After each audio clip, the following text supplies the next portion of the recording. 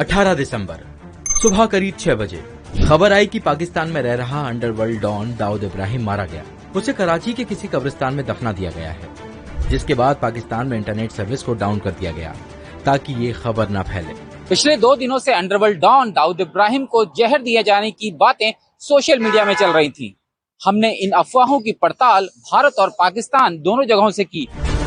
दाऊद के मारे जाने और पाकिस्तान में इंटरनेट डाउन होने की खबर सबसे पहले पाकिस्तानी पत्रकार आरजू काजमी के सोशल मीडिया पर डाले गए एक वीडियो से फैली थी। कराची के किसी हॉस्पिटल में रखा गया है और ये खबर भी जो है वो कहीं ना कहीं सोशल मीडिया पे गर्दिश कर रही है, चाहे वो ट्विटर हो, गूगल सर्विसेज हो या फिर यूट्यूब हो, वो सबके सब डाउन कर दिए गए हैं। दाऊद के मरने की खबर भास्कर के फैक्ट चेक में फर्जी निकली।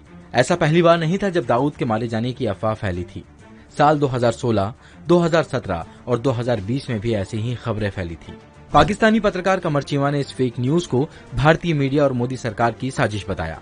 पाकिस्तान में ऐसा कोई वो नहीं है, और क्योंकि वो दाऊद इब्राहिम के मरने की बातें तो बड़ी दफा आ चुकी हैं और पाकिस्तान ने कभी नहीं कहा कि वो पाकिस्तान के अंदर है। सो ये सिर्फ और सिर्फ मोदी साहब का जो फेवरेट मीडिया है, जिन्हें हम गोदी मीडिया कहते हैं, ये उनका एक सोच है। क्योंकि वो जो स्नब किया था बाइडेन ने, और जो अमेरिका के और कनाडा के अंदर जो रॉ के ऑपरेशन बंद हुए, तो उसकी वजह करके जो ये मोदी साहब का जो मीडिया है वो ये अटेंशन डाइवर्ट करने की कोशिश कर रहे हैं। दाऊद इब्राहिम ना सिर्फ जिंदा है बल्कि उसकी सुरक्षा कई गुना बढ़ा दी गई है।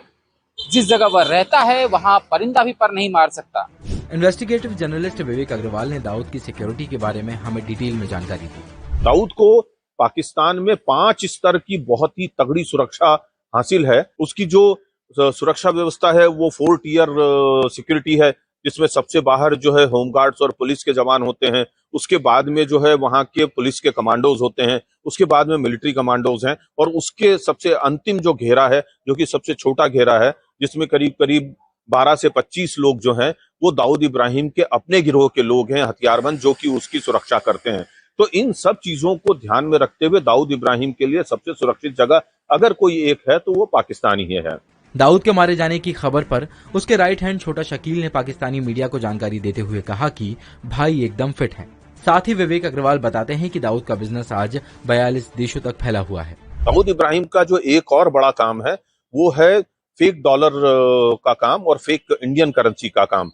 फेक इंडियन करेंसी जो है उसका सारा काम उसका जो ग्रुप है या गिरोह है वो आईएसआई के बिहाफ में करता है, और इस फेक डॉलर का काम जो है उनका सिंगापुर और हांगकांग के जरिए, चाइना के जरिए चलता है, जिसमें वहां का जो चाइना का और रशिया का जो माफिया है वो उनके लिए बहुत ही मददगार साबित होता है। हाल ही में कनाडा, ब्रिटेन और पाकिस्तान में भारत विरोधी गतिविधियों में शामिल रहे लोगों की हत्या की खबरें सामने आई। माना जा रहा है कि इसी वजह से दाऊद के मारे जाने की खबर उड़ी। ये दिखाई साफ तौर पर दे रहा है कि भारतीय खुफिया एजेंसियां जो हैं अब मोसाद और केजीबी के फॉर्मेट पर विदेशी मिट्टी पर, विदेशी जमीन के ऊपर जो है मारना और उन लोगों को खत्म करने का उन्होंने अभियान छेड़ दिया है। इन हत्याओं में पाकिस्तानी पत्रकार होस्टाइल एजेंसियों और भारत का हाथ होने की तरफ इशारा करते हैं। पाकिस्तान के अंदर ये जरूर कहा गया था कि ये जो लोग, जिन लोगों को जो जिहाद कश्मीर में इन्वॉल्व रहे हैं, उन लोगों को ये जो मारा जा रहा है इसके पीछे होस्टाइल एजेंसीज हैं।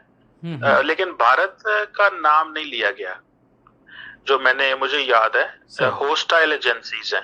ठीक है, सो होस्टाइल एजेंसी से पता नहीं है। कई लोगों का तो ये भी कहना है कि अफगान जो हैं उनको इंडिया ने हायर किया हुआ है and they are doing it. लेकिन कोई लार्जली पाकिस्तान के मीडिया पे ये खबर नहीं आई। ये प्रिंट मीडिया पे खबरें जो हैं वो ज्यादा ये गर्दिश की हैं। इन अफवाहों के बाद पाकिस्तान के जर्नलिस्ट इसे सिर्फ